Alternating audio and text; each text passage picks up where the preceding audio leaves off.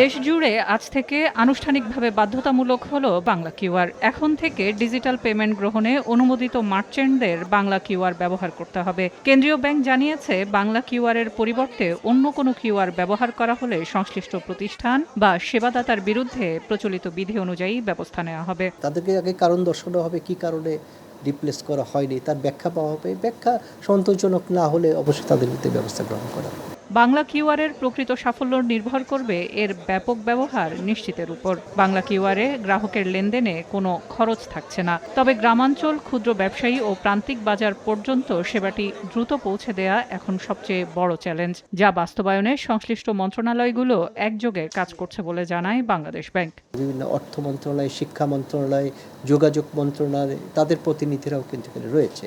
কারণ এটা এখন বাংলাদেশ ব্যাংকের এজেন্ডা না, এটা একটা ন্যাশনাল এজেন্ডা।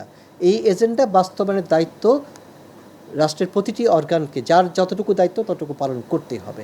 বাংলাদেশ ব্যাংকের এই উদ্যোগে একটি অভিন্ন কিউআর প্ল্যাটফর্মের মাধ্যমে সব ব্যাংক ও মোবাইল ফিনান্সিয়াল সার্ভিসের গ্রাহকদের জন্য সহজ, দ্রুত ও আন্তঃসংযোগ ভিত্তিক ডিজিটাল লেনদেন করতে পারবেন গ্রাহকরা। সেলিয়া সুলতানা, সময় সংবাদ, ঢাকা।